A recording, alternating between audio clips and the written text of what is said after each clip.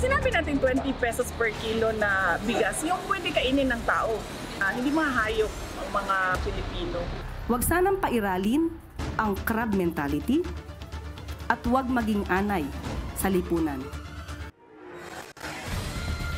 Hindi panghayop, hindi budol. Yan ang giit ng Malacanang matapos batikusin ni VP Sara ang murang bigas na ipinangako noon ni PBBM sa kampanya. Huwag daw negatibo, ngayong natupad na nga ito. Tanong din ng palasyo sa pangalawang Pangulo, hindi ba dapat matuwa imbis na manira?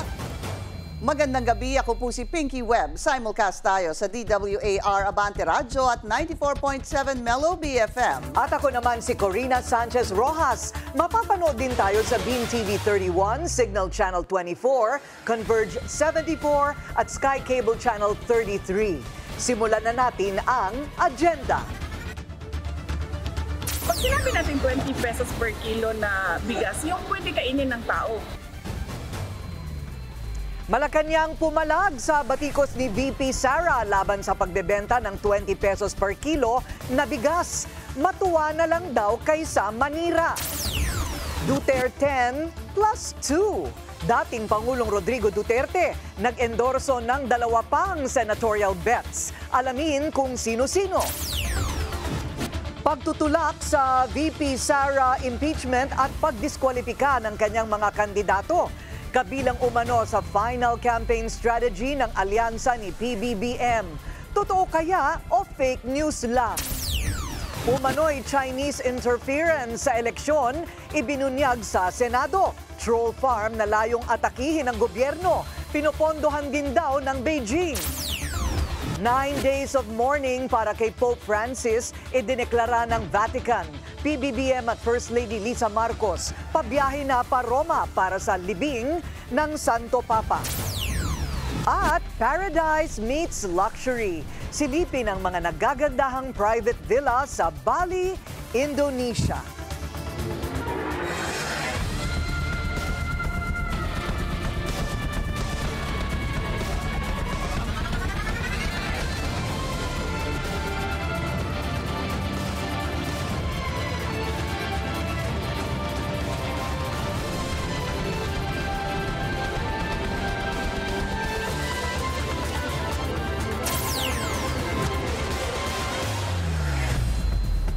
Pumalag ang Malacanang sa batikos ni VP Sara na panghayop lang daw ang murang bigas na binibenta ngayon ng gobyerno sa Visayas.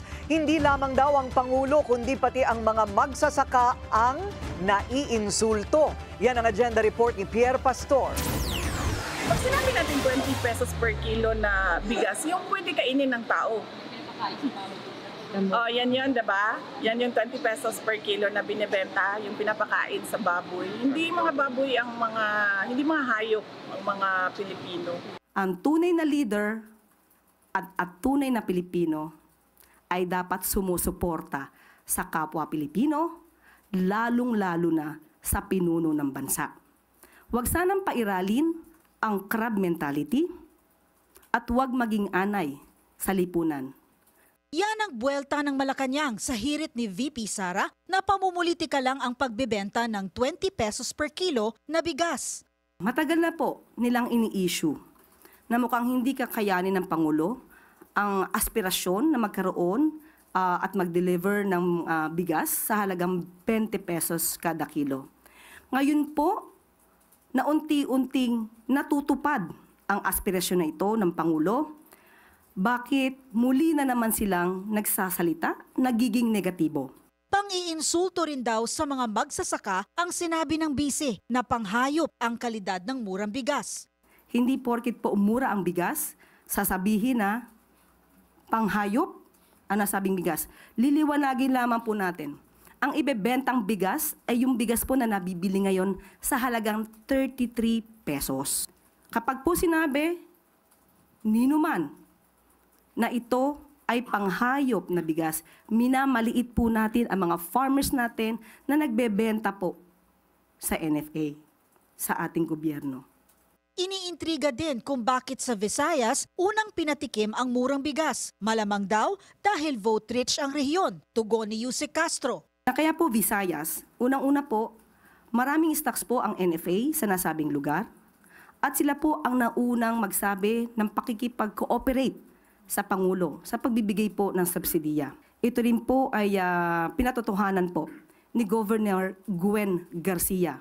So bakit naman po natin haharangin ang magandang adhikain na ito? Sabi pa ng palasyo, tagumpay na dapat ikatuwa at hindi gamitin sa paninira ang pagtupad sa pangakong murang bigas ng Pangulo. Mabibili ang bigas sa mga kadiwa stores at magkakaroon ng sariling guidelines ang mga LGU kung paano nila ito ibibenta sa kani-kanilang constituents. Para sa Agenda, Pierre Pastor, Billionaire News Channel. Hindi lang si VP Sara ang may agam-agam sa pagbebenta ng mas murang bigas, maging ang isang dating Agriculture Secretary at Rice Watch Group. Ang ilang magsasaka naman may apela sa gobyerno. Ang detalye sa Agenda Report ni Paulo Barcelon. Kung si VP Sara ang tatanungin, hindi raw siya kumbinsidong pwedeng kainin ng tao ang bigas na ibebenta ng gobyerno sa Visayas ng 20 pesos per kilo.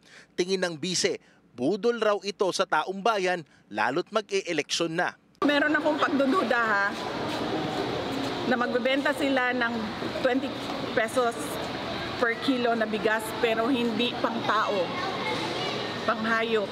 Sa panayam naman ng programang Walang Atrasa ng DWAR Abante Radyo, tanong ni dating Agriculture Secretary Leonardo Montemayor, paano raw ito kakayanin ng pamahalaan kung malaki na ang gastos sa paggiling pa lamang ng palay. To produce 1 kilo of rice, NFA must spend mga 37 pesos na kasi namimili po yan ng palay. Ngayon, ibebenta mo ngayon ng 20 pesos. Di bawat kilo na ibebenta natin at 20, malaking pagkalugi o kung hindi pagkalugi, yung subsidy. Apela naman ng grupong samahan sa industriya ng agrikultura o SINAG, huwag naman sanang baliwalain ng gobyerno ang mga magsasakang binibilhan nila ng palay. Bukas rin daw sila sa posibleng pagtest sa kalidad ng bigas para mapawi ang agam-agam ng publiko. Sana ang gusto natin yung zest and determination ng government to lower rice prices. Ganon din sana in protecting yung farmers natin na wag naman bumagsak yung farm gate price. If they can subsidize yung 20 peso rice, baka kailangan dagdagan din yung subsidy as far as yung NFA procurement ng palay is concerned. Kasi NFA can compete at 80-19. Pag wala kasi ang NFA, talagang mababarat ang mga farmers down to 15. Ang grupong Bantay Bigas naman, duda sa timing ng programa. Pwedeng i-boost din yung trust rating ni BBM dahil sa yung latest na survey ay bumaba ng double digit yung trust rating ni BBM. So lahat yan ay pwede natin sabihin na may kaugnayan dun sa politika. Habang binubuo pa ng DA at ng iba pang ahensya ng gobyerno ang guidelines para sa rollout ng 20 pesos per kilo ng bigas, tanong ng marami, may mura bang bigas na maisasaing o isa ba itong hilaw na pangako para muling makasungkit ng mga boto? Para sa Agenda, Paulo Barcelon, Billionaire News Channel. Disappointed naman si Agriculture Secretary Francisco Tiu Laurel sa patutsada ni VP Sara. Masakit daw para sa kanya at sa ahensya ang banat ng bise dahil sila mismo kinakain yung murang bigas na binebenta ngayon sa Visayas. Sang-ayon din ang kalihim sa buwelta ng palasyo na insulto sa mga magsasaka ang sinabi ni Duterte na panghayop ang murang bigas. Isantabi na lang daw sana ang politika at makipagtulungan na lang para maresolba ang mga problema sa agri-sector.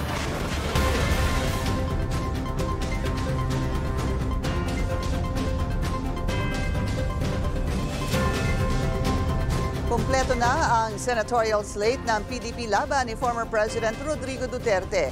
Kilalanin ang dalawang bagong pambato ni FPRRD sa Agenda Report ni Hannah T. Kahit di magkakasama sa entablado, full force pa rin kumangampanya ang mga Duterte.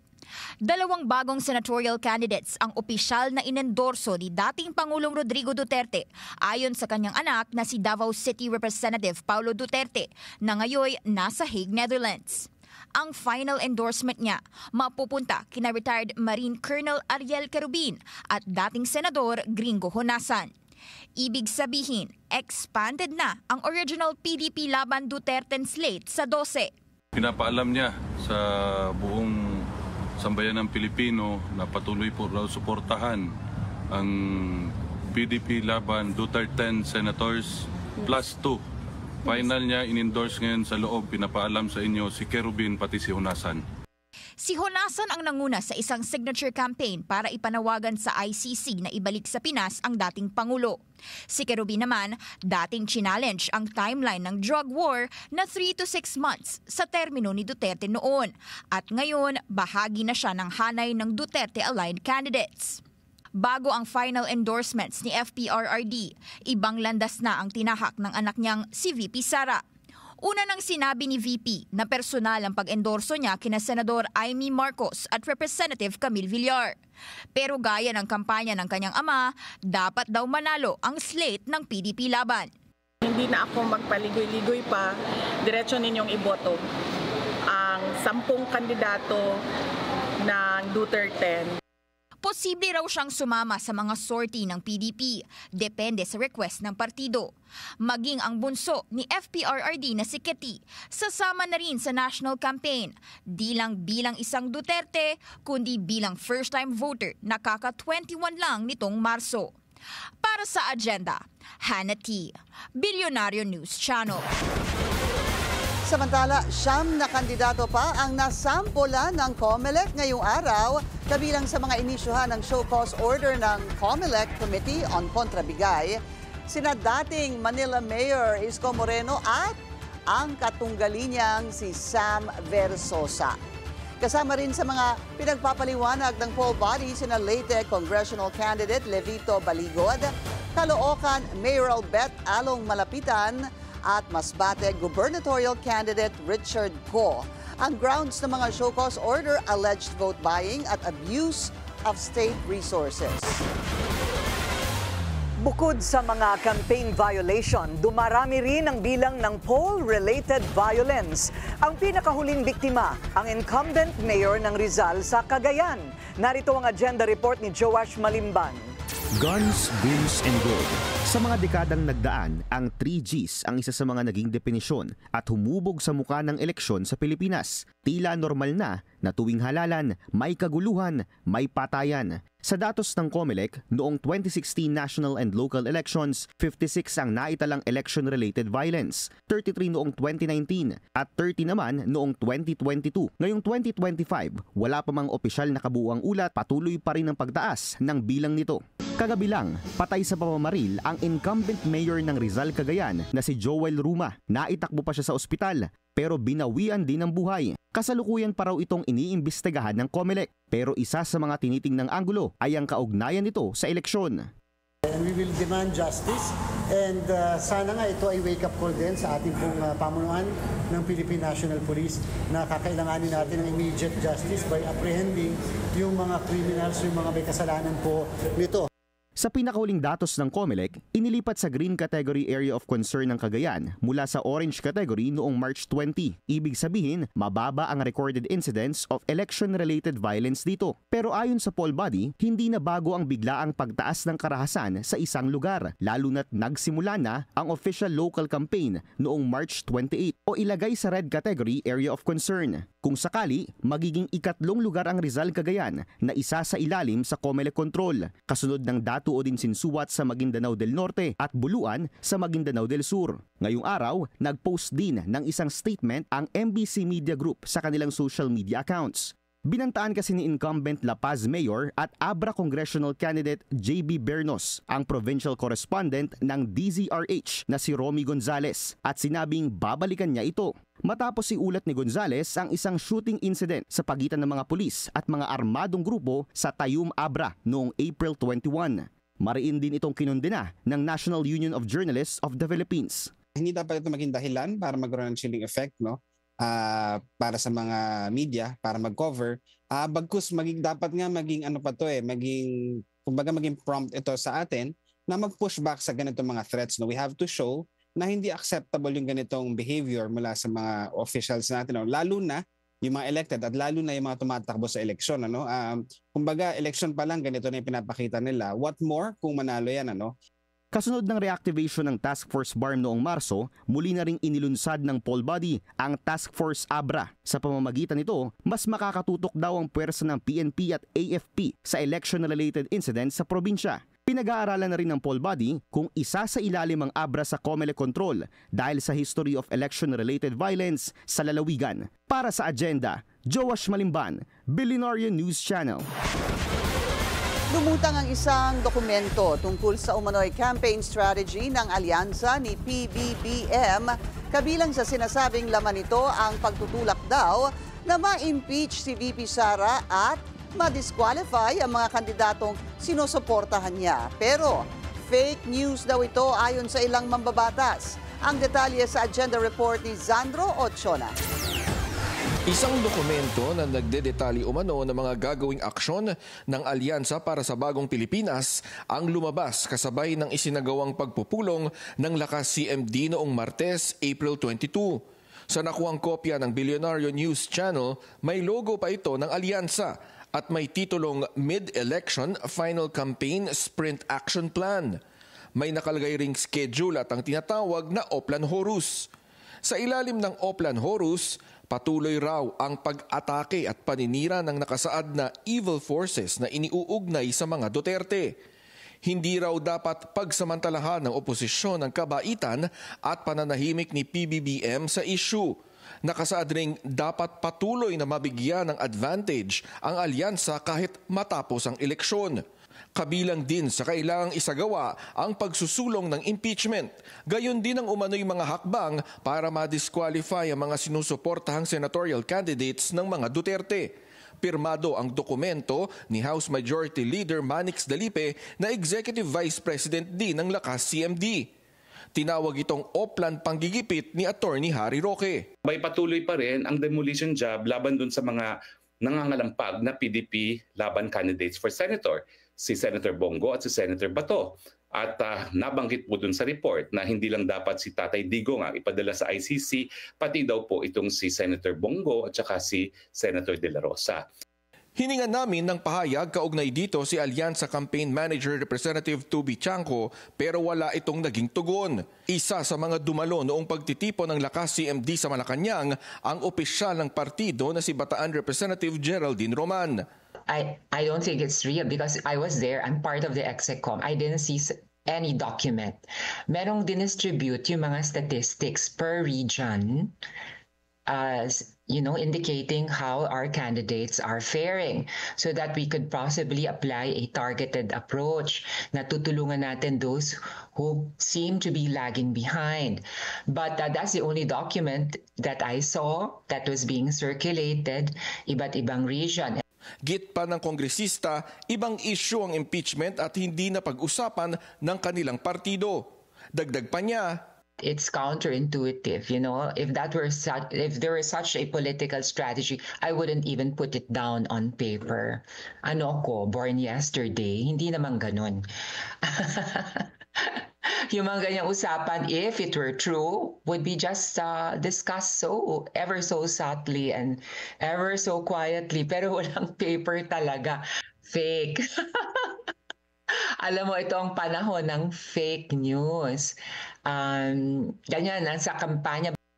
Hindi pa malinaw kung ano ang susunod na magiging hakbang ng mga nabanggit na personalidad sa dokumento at kung may epekto ba ito sa pangangampanya ng mga tumatakbong senador. Para sa agenda, Zandro Ochona, Billionaire News Channel.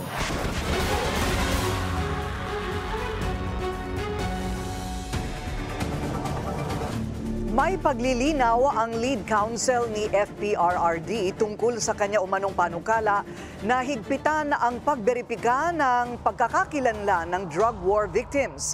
May buwelta rin siya sa dalawang abogadong bumatikos sa kanyang pahayag. Nagbabalik si Hannah T. Nilinaw ni Attorney Nicholas Kaufman na wala siyang hiniling na limitasyon sa mga ID ng war on drugs victims na gustong mag-participate sa paglilitis sa International Criminal Court. Siya ang lead counsel ni dating Pangulong Rodrigo Duterte sa kasong Crimes Against Humanity sa ICC. There were two activist victims representatives by the names of Joel Buttigieg and Cristina Conti, who made all sorts of assertions in the press that I had asked to restrict victims' participation in the process by limiting the ID documents that could be used. Una na kasi siyang naghain ng defense observation sa ICC at nanawagan na limitahan sa national ID, passport o SSS ang mga tinatanggap na identification document ng ICC. Binweltahan ito ni na Attorney Joel Buttigieg at Attorney Cristina Conti at sinabing out of touch ito at tangkang paghihigpit sa mga biktima. Sa halip na formal request, sabi ni Kaufman, observation lang daw ito. That never happened. All I was doing was I was relying on what the Philippine social security system requires for ID to be verified in the Philippines. May buwelta pa si Kaufman sa dalawa. What they don't tell you is that they were not accepted at this present moment in time to be representatives of the victims, rather the OPCV. Ang OPCV o Office of Public Counsel for Victims ang tanging unit ng ICC na itinilaga para sa mga biktima sa mga kaso doon. Nilinaw naman ni Conti sa isang Facebook post na di pa siya formally appointed bilang legal representative ng mga biktima dahil paparating pa lang ang registration. Pero counsel na raw siya ng mga biktima ng war on drugs na nakatrabaho niya na mula pa noong 2016. Na-touch pa siya sa pagturing sa kanya bilang counsel ng mga biktima sa ICC. Mensahe naman ni Buttigieg sa isang media interview kay Kaufman, huwag gawing teknikal ang usapin para maharang ang partisipasyon ng mga naulila. Ang kaso nauugnay kay FPRRD sa di umano'y libo-libong namatay sa kanyang kampanya kontra droga. Para sa agenda, Hannah T. Bilyonaryo News Channel. Mga troll pinopondohan umano ng China para atakihin ang gobyerno ng Pilipinas. Susunod yan sa agenda.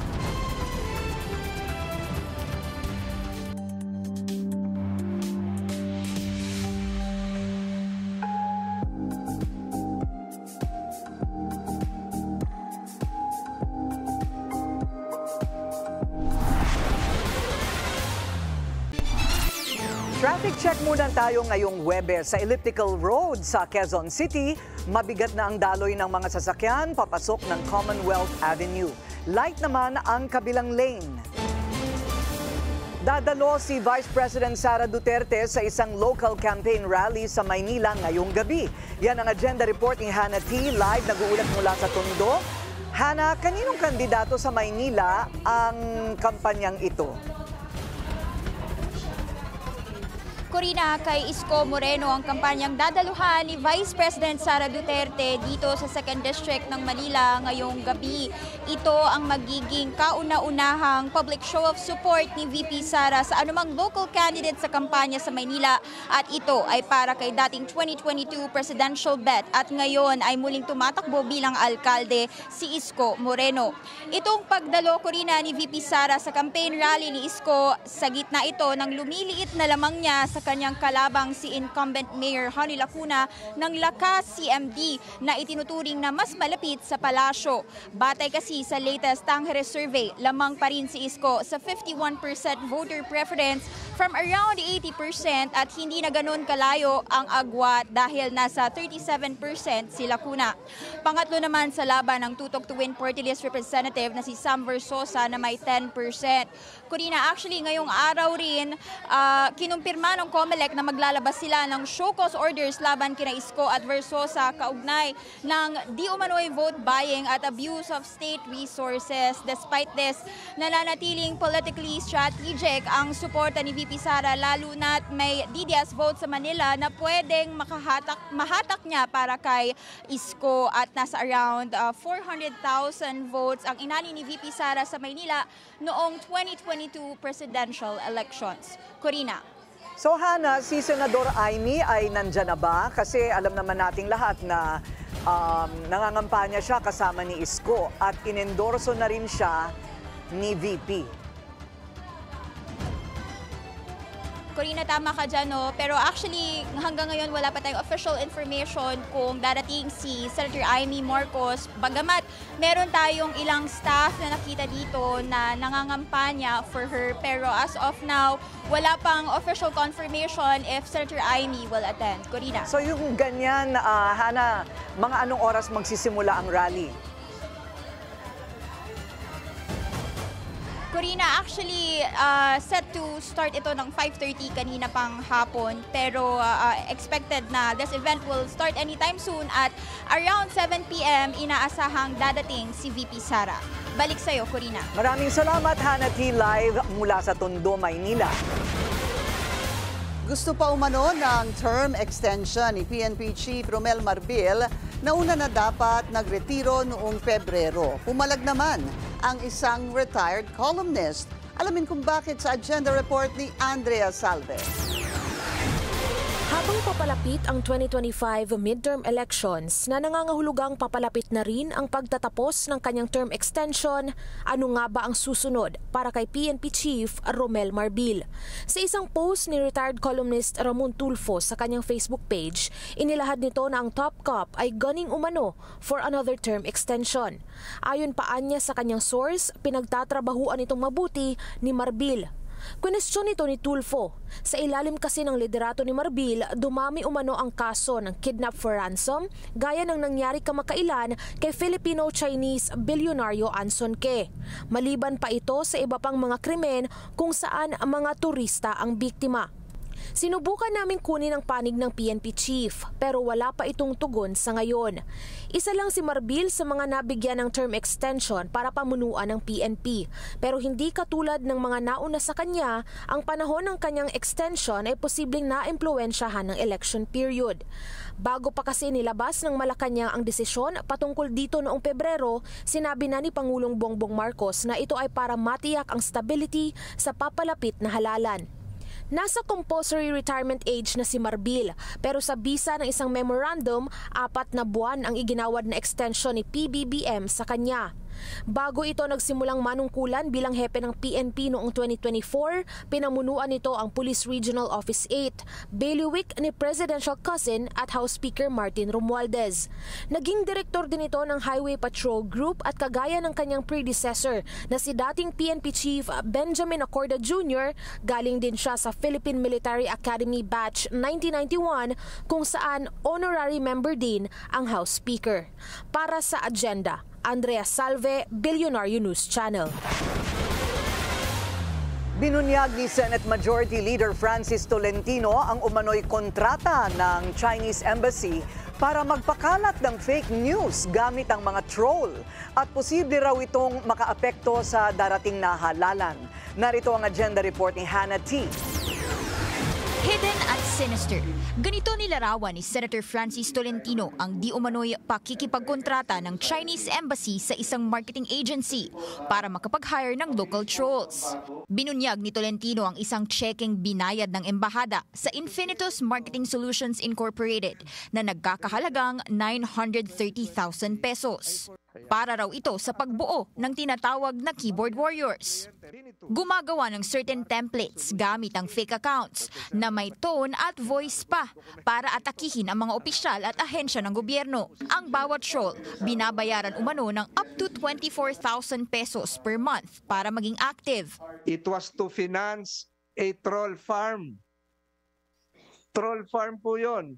A covert disinformation and influence operation against the Philippine government and the Filipino people. Nagsusumiti pa ang Infinitus ng report sa embassy monthly na nasa 50,000 ang naiugnay sa troll farm.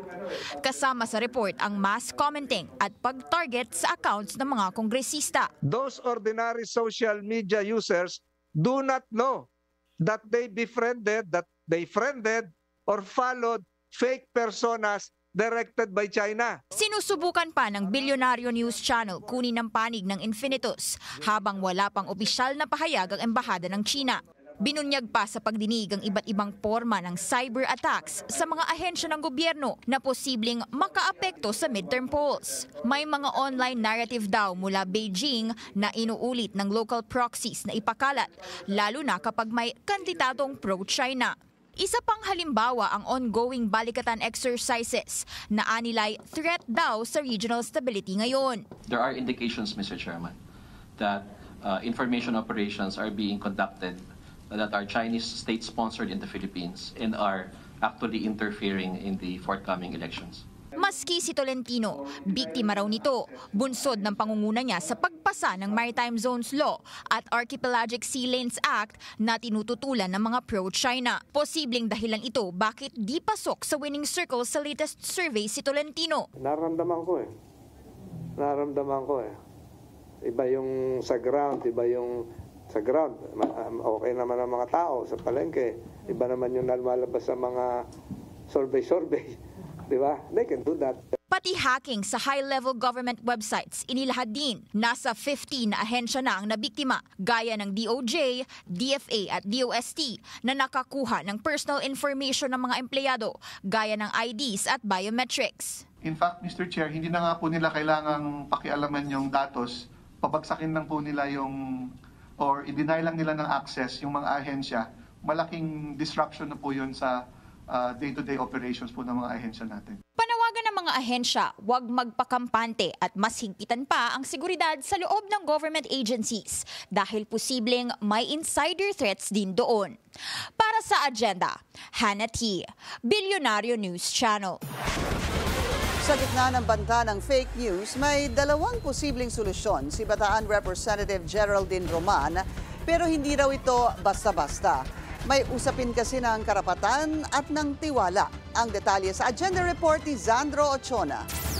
Dalawang hakbang ang nakikita ni Bataan 1st District Representative Geraldine Roman na mabubuo mula sa serye ng pagdinig na isinagawa ng Kamara para labanan ng fake news. Una, ang pagkakaroon ng direktang kontrol ng pamahalaan at monitoring ng social media content sa pamamagitan ng DICT. Magsisilbi ang ahensya bilang watchdog para sa social media content at social media creators. Yun nga lang, posible raw lumabag ito sa konstitusyon. Say we're dealing with a basic and fundamental constitutional right, which is the right to freedom and the right to expression. In fact, such a measure, I had warned during our previous TRICOMs, may be questioned before the Supreme Court. And since it deals with a basic right, constitutional right, it will be deemed by default as unconstitutional by the Supreme Court. Ang pangalawang hakbang na nakikita ng kongresista, pagkakaroon ng self-regulation. This law is the least restrictive means. Now, doon naman sa aking proposal, sabi ko, dapat ang mga stakeholders, katulad ng mga journalists, should have its own self-regulating body. Kaya kapisanan ng mga broadcasters ng Pilipinas para sa ating mga mamamahayag, nakapag-usap na po ako sa iba't ibang mga stakeholders ng social media content creation, different associations of content creators, digital advertisers, digital marketing and PR firms, also the Global AI Council, also members of the academe. Nanindigan ng kongresista na dapat na talagang matigil ang pamamayagpag ng fake news, lalo na't nagagamit ito tuwing halalan. Taktika talaga yan to manipulate people and simply not right. It's immoral. Para sa Agenda, Zandro Ochona, Bilyonaryo News Channel. Iniimbestigahan na ng PNP ang naglipa ng fake news tungkol sa umano'y pagdukot sa ilang high-profile Chinese businessmen. Sa utos ni PBBM, hindi raw titigil ang PNP hanggat hindi nahuhuli ang mga nagpapakalat nitong mga malisyosong balita. Dagdag pa ni PNP Chief Romel Marbil, walang lugar sa bansa ang disinformation. Pinaaalalahanan din niya ang publiko, lalo na ang mga vlogger, content creator at social media influencer na maging responsable sa pagpo-post online. Isang Chinese ang naiulat na dinukot sa Maynila kamakailan, pero tingin ng PNP, isa itong kaso ng kidnap me. Arestado naman ang isa pang Chinese sa Makati dahil sa pagbebenta ng baril. Yan ang agenda report ni Francis Folde. Inaresto ng mga operatiba ng PNP Anti-Cybercrime Group ang 33 anyos na Chinese na sangkot sa pagbebenta ng baril. Nabiso ang suspect dahil sa pag-post sa social media ng baril na inaalok niya sa halagang 40,000 pesos. Yung firearm na ito ay binigay po sa kanya ng kaibigan niya na dati niya rin kasamahan dun po sa isang Chinese company dito sa Philippines po. And yun po, since gusto niya nang bumalik ng China po, binenta niya po itong firearm. Lumabas na chef at courier pala ang suspect sa ilang Chinese restaurant sa bansa. Inaalam pa kung saan galing ang baril na ibinebenta nito. Nahaharap sa ngayon sa paglabag sa election gun ban at comprehensive ammunition law. Inaalam din ng PNP ACG kung konektado siya sa Pogo base sa company ID na nakuha sa kanya. Iniimbestigahan din ng PNP ang posibilidad na kidnap me o palabas lang ang umano'y pagdukot sa isang Chinese sa Maynila nitong nakaraang linggo. Ayon kay PNP Public Information Office Chief Police Colonel Randolph Tuanyo, Biyernes Santo, napaulat na nawala ang umano'y biktimang Chinese sa Malate. Pero napag-alaman na siya pala mismo ang tumawag at nakipagtransaksyon sa kasamahan para humingi ng ₱250,000 ransom. Ipinapakonvert pa umano ng sospek ang pera sa dollar at sa cryptocurrency. Wala ring galos ang biktima ng masagip. Arestado naman sa hiwalay na operasyon ng Parañaque PNP at Pasay City Police ang isang Taiwanese at Pinoy na kasabwat umano ng Chinese. Para sa agenda, Francis Polbe, Bellionario News Channel.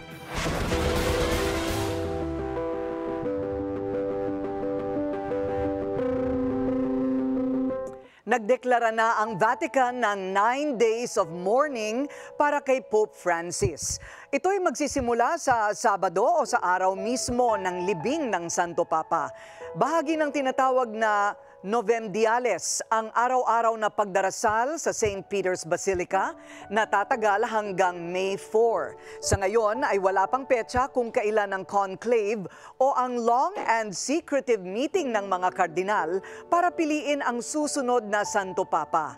Pero ito'y naasahang mag-uumpisa sometime between May 6 and May 11. Today we pray first of all for the Pope. This is the most important thing. And then we pray for the Church and prepare ourselves for what the Church asks us to do. Ngayong gabi na ang biyahe ni PBBM at First Lady Liza para sa funeral ni Pope Francis. Itinalaga ng Pangulo si Executive Secretary Lucas Bersamin, Justice Secretary Boying Remulla at Department of Agrarian Reform Secretary Conrado Estrella bilang mga government caretakers habang siya ay nasa Roma. Dagsa pa rin ang mga deboto sa St. Peter's Basilica para magbigay pugay sa yumaong Santo Papa. Balak ngayon ng Vatican na i-extend ang oras ng public viewing para kay Pope. Nagtipon-tipon ang mga Pinoy sa Paris, France para sa isang misa para kay Pope Francis. Naroon ang ating Europe correspondent Dick Villanueva para sa kanyang agenda report. Bilang pakikiramay at pagdadalamhati sa biglang pagpanaw ni Pope Francis, isang solemn mass ang isinagawa ng Philippine Catholic Mission in France sa St. Bernadette Church sa 16th District ng Paris. Kahit na working days ay marami pa ring dumalo sa banal na misa ng mga kababayan natin sa lungsod. Ang mag-asawang OFW na nagkaroon ng pagkakataong makaharap at makapagmano sa Santo Papa ay lubos ang kalungkutan. Noong November 2023 nang sila daw ay kinasal sa Israel at pagkatapos ay bumiyahe sila sa Rome para sa Sacred Meet and Greet sa Santo Papa. Doon ay inabot nila ang kanilang regalong painting kay Pope Francis. Nagkaroon din sila ng pagkakataon na makakwentuhan ng Santo Papa. Nung tumapat na siya sa amin, nagmano ako sa kanya, sabi ko sa kanya, Pope, mga pilgrims po kami galing Pilipinas. May dala po kaming regalo sa iyo. Tapos lumingon siya sa amin, nag-smile siya. Tapos yun, binigay namin yung regalo namin sa kanya. Maamo yung mukha niya simple, tapos yung joy na naramdaman namin, hindi ko may paliwanag nung oras na yun. Sobrang saya dahil blessed po kami yung araw na yon. At yun po ay hindi namin pinlano pero pinlano ni Lord at gumamit siya ng kaibigan na pare para matupad yung plano ni Lord na makalapit kami kay Pope. Ayon kay Father Jubic Lubrigo, may 3 bagay daw na sobrang napalapit ang Santo Papa sa mga Pilipino. Una ay ang pagbisita niya sa Ground Zero ng Tacloban para sa mga nasalanta ng Bagyong Yolanda. Pangalawa, ang pagdiriwang ng 500 Years Christianity sa Pilipinas na siya mismo nagmisa sa St. Peter Basilica. At pangatlo, ang pagmamahal niya sa mga migrants in general. Nakakagulat, nakakalungkot, but at the same time, kumbaga titingnan mo ang galaw ng Diyos sa kanyang buhay at sa ating simbahan. Malaking biyaya at nagpaalam siya ng tahimik at sa gitna ng pagdiriwang ng Pasko ng Pagkabuhay. Sa Biyernes, April 25, ganap na alas 6 ng gabi, sa Notre Dame Cathedral sa Paris, gaganapin ang isang solemn mass ng pasasalamat na susundan ng Vigil of Prayer and Adoration hanggang alas 10 ng gabi. Sa biglaang pagpanaw ni Pope Francis, ito ay nag-iwan ng kurot sa buong mundo, maging sa Katolikong Pilipino. Para sa Agenda, Dick Villanueva, Billionaire News Channel, Paris, France. US President Donald Trump tinipensahan ng kanyang billionaire backer Elon Musk sa gitna ng mga batikos. Susunod yan sa Agenda.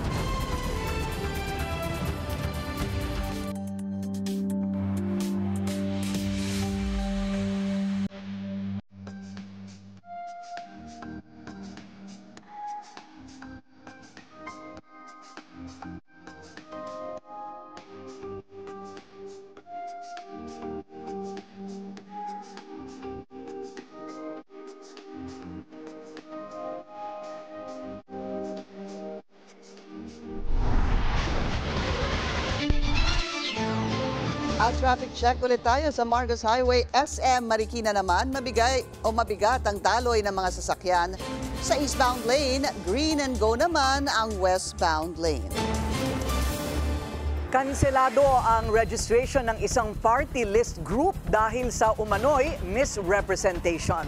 Isa lang yan sa dumaraming bilang ng poll violation habang papalapit na ang halalan. Ang detalye sa agenda report ng ating Mojo Ivy Reyes. Less than 3 weeks before the midterm polls, pataas ng pataas ang bilang ng mga election violation. Kahapon lang, inihain sa 3 pang kandidato ang mga show cause order kaugnay sa umano'y vote buying. Pinagpapaliwanag ng COMELEC ang mag-asawa at mayoral at vice mayoral candidate Ernilio and Edna Villas kaugnay ng cash distribution na ipinamahagi sa isang barangay under the guise of the Department of Social Welfare and Development. Ayon sa COMELEC, ang facilitator kasi ng DSWD program na ito, sister-in-law ni Edna Villas. May show cause order din si congressional candidate Emerson Pascual ng Nueva Ecija na humingi ng suporta para sa kanyang kandidatura at nangako ng cash assistance kaugnay nito. In hot water naman ang ilang miyembro ng local COMELEC office sa Nueva Ecija matapos sumuway sa mga patakaran ng distribution ng mga voter information sheet o VIS. Ayon sa COMELEC, tanging mga authorized personnel lang nila ang maaaring mamahagi ng VIS at hindi ang mga barangay official para maiwasan ang pamumulitika. Totoo man yan ay medyo sumama ang loob ko doon sa isang local COMELEC namin sapagkat nabalitaan namin doon binabagsak yung mismong voters information sheet sa barangay. Yan po yung number 1 instruction Hindi dadalhin ang voters information sheet sa barangay. Samantala, sa estimate ni Garcia, aabot na sa 150 ang bilang ng mga vote buying report. Paalala ni Garcia, imbes na sisihin ang mga kumukuha ng video. At meron naman, nagagalit doon sa kumukuha ng video. Bakit pa kayo nagkampanya ng public kung ayaw nyo palang mabidyohan, ayaw nyo mapicture? Sana sa loob ng bahay nyo na lang kayo nagpa-conduct ng rally or whatever. Naka-public pagkatapos magagalit kayo. Kanselado naman ang registration ng Partidong Pilipinas Babangon Muli o PBBM party list dahil sa misrepresentation. Regional party sa Calabarzon ang PBBM pero ni isa sa 10 nominees nito wala sa rehiyon. Halos lahat nasa norte. Samantala, maaaring magpasa ng motion for reconsideration ng partido bago ang eleksyon. Para sa agenda, Ivy Reyes, Billionaire News Channel. Posibleng sa susunod na taon na raw makukumpleto ang matagal nang hinihintay na Code of Conduct sa South China Sea. Pero sa ngayon patuloy ang panghihimasok ng China sa ating teritoryo. Yan ang agenda report ni Francis Folbe. Kinumpirma ng Philippine Navy na namataan ng 2 Chinese naval vessel malapit sa Northern Luzon. Bahagi ang karagatang ito sa pinagdarausan ng multilateral maritime event na bahagi ng Balikatan 40-2025. Ayon sa Navy, nitong April 22 ng umaga, na-detect ang aircraft carrier Shandong sa Babuyan Island na pasok sa Philippine archipelagic waters. Bago magtanghali, namataan naman ang isang Type 815A Chinese electronic surveillance ship sa may Pagudpod, Ilocos Norte. Ito raw ang unang beses na namataan ng 2 gray ship ng China sa ating karagatang malapit na sa ating pangpang. Pero hindi rin naman daw ito nakakaalarma. We expect a lot of vessels to transit that particular area, especially off the coast of the Babuyan Islands and the Lupiri Island because it's a recognized maritime corridor. With the Balikatan exercise ongoing, we also expect several key players to be there also to monitor the exercise. Kahapon, ang PLA Navy Shandong aircraft carrier CV-19 ay nasa may Santa Ana, Cagayan na. Tiniyak ng Navy na sila ay on top of the situation at tiniyak ang pag-monitor sa ating karagatan at pagtaguyod ng soberanya at seguridad sa nasasakupang karagatan. Maritime security din ang tinalakay sa isang symposium sa Manila Hotel.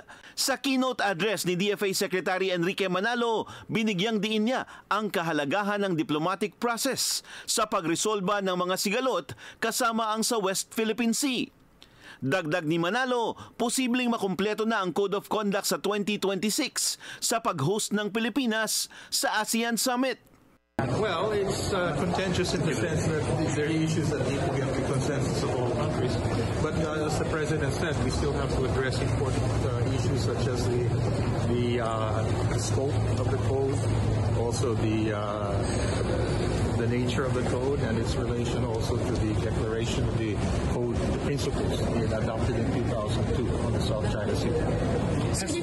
Has the Philippines or ASEAN got the commitment of China that by 2026 we should really have a binding code of conduct? Well, we're all politically committed to having a code by next year, but we'll see. We'll try our best.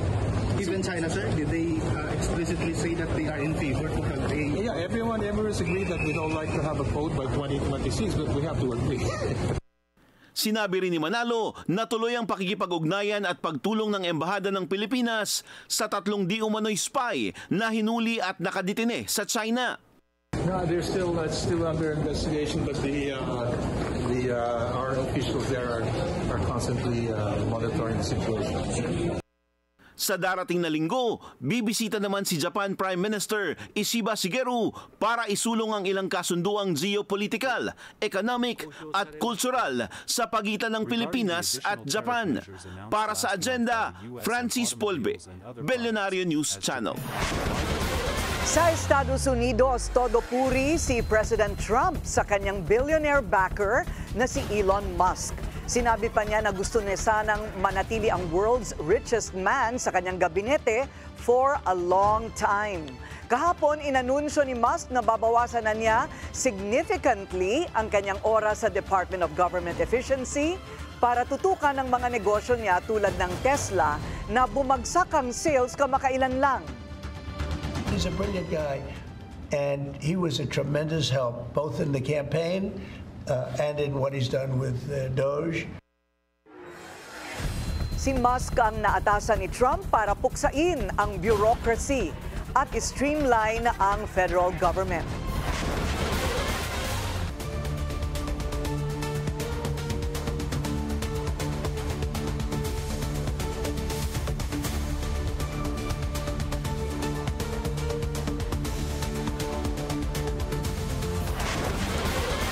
Desidido ang Ayala Land na makuha ang malaking share ng luxury market sa bansa.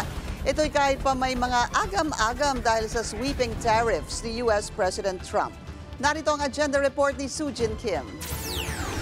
Dumadami ang mayaman sa Pilipinas at ang Ayala Land, isa sa mga pinakamalaking property developer ng bansa, ang nangungunang nakikinabang sa paglawak ng luxury market. We believe that wealth is actually being created in the Philippines. If you look at different indicators of that, asset under management and private wealth has been growing. If you look at luxury car sales, it's up 20%.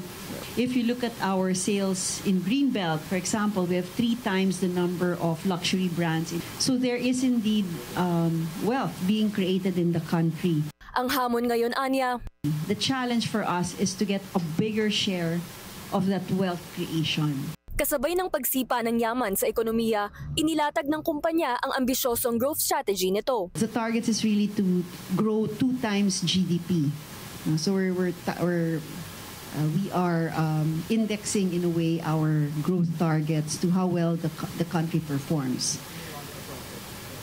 No, it is, but it's 2 times GDP. So if GDP is to grow at 6%, our target is to grow at 12%. Ngunit hindi ito magiging madali dahil sa tariff uncertainty at geopolitical volatility. Ang kalaban ng any business is uncertainty and turmoil. I guess all these changes in talks of the tariffs, changing trading patterns. It's the uncertainty that concerns us. Because if there's uncertainty, not just for us, but our buyers also will not have the confidence to invest. And so what keeps me up at night are uncertainties. Ayon sa Ayala Land, nasa 30% ng kanilang buyers ay overseas Filipinos na maaaring maapektuhan ng bagong US tariffs. Mahigit 7% ng kabuuang sales ng Ayala Land ay mula sa US buyers. Sa kabila ng mga pangamba, nakalinyang mag-raise ng 55 billion pesos ang Ayala Land. 60% nito ay mula sa kanilang sustainability-linked financing program na nagbibigay ng mas mababang credit spread kapag naabot ang mga green targets. Para sa Agenda, Sujin Kim, Billionaire News Channel. Bukod sa nagagandahang mga beach, Bali, Indonesia, mayaman din sa villa at designer homes. Susunod yan sa Agenda.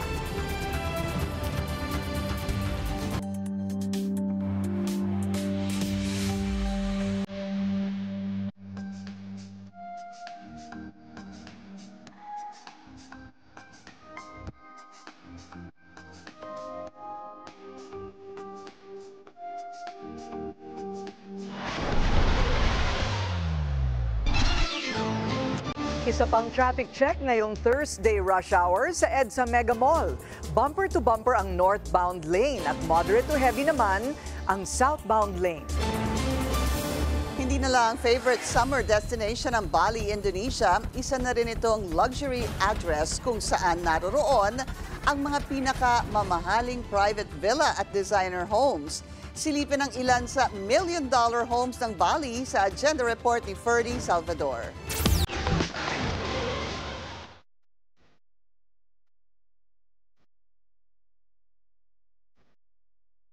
Bali, Indonesia, isang iconic party destination sa Southeast Asia. Ngayon, hindi lang ito famous para sa kanyang vibrant party scene, pero pati na rin sa million-dollar properties.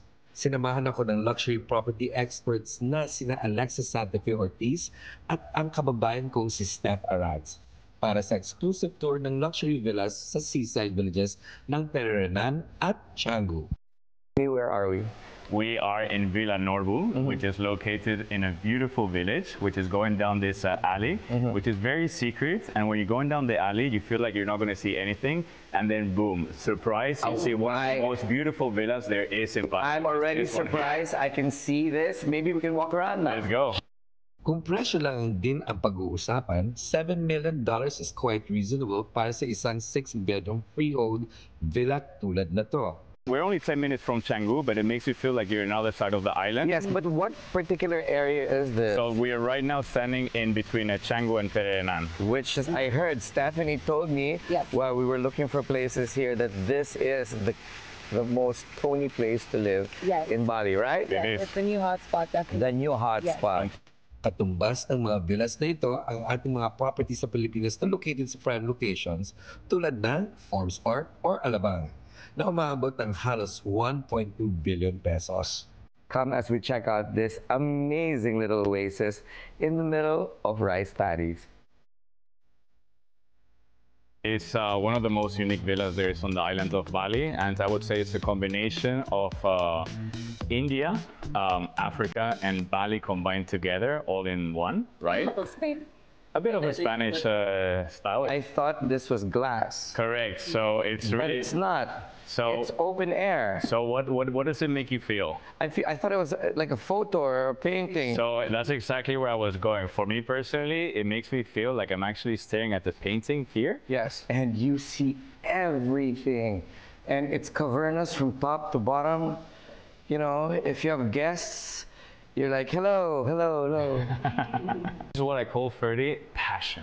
Passion for something that you really love. It has all the capital letters in this precise room. And if you look up, oh wow, another art piece. $7 million leasehold home na may art gallery at curated furniture mula sa iba't ibang bansa. Hello, Steph. Welcome to the Oasis. Wow. Last but definitely not the least, ang 1,500 square meters property na ito. Available ito sa dalawang options, $3.5 million kung leasehold at $4.5 million naman for freehold. Can you imagine setting up just a nice little cinema area here and then looking under the stars, you know, while you're hosting? Or you can throw a party. Yes. Tunay na ibang level din talaga ang Bali pagdating sa luxury living. At patunay din ito na patuloy din lumalawak ang appetite ng market para sa high-end living dito mismo sa Southeast Asia. Hindi lang pang vacation, kung hindi investment at lifestyle upgrade na rin. Ito po si Ferdy Salvador nag-uulat para sa Billionaire News Channel dito sa Bali, Indonesia. Sara na natin yung bibig natin. hanggang wow na lang tayo. Wow. Ano tayo? 3.5, 3.5. Tigti 3.5 tayo. Akala ko pesos. Grabe. Sabi ko, oy, ang mura. $7 million. Pag si Ferdy pala talaga nagsalita, in dollars talaga dapat ang iisipin mo. Kasi may binibenta siya sa akin. And then I bought it right away because I thought he was talking in pesos. Nung binigay ko sa kanya yung bayad, sabi niya, Corina, it's in times dollars. 55, gano'n. Wala na, napasubo na, binili ko na rin. Ay, ang bait mo naman. Oo nga. Next time, Ferdy, it's time to advice sa akin. Ha? Hingi ka muna advice. I know, right? Oo nga, talagang Ikaw ang consultant talaga kasi may ganyan na po si Pinky Webb. Hindi rin niya kailangan bumili ng ganyan. I wish. May ganyan ka Yun na. yung sana all talaga. By the sea. $7 million. Pag-iipunan natin yan. Pag-retire natin from Billionaire Channel, dapat bilyonaryo na rin tayo. Sana, yun ang wish. Yan po ang ating agenda ngayong gabi. Ako po si Pinky Webb. Mga boss, nakikinig ba kayo? Ayan. Ako naman si Corina Sanchez Rojas. Sa bawat issue may anggulo at ang balita may agenda.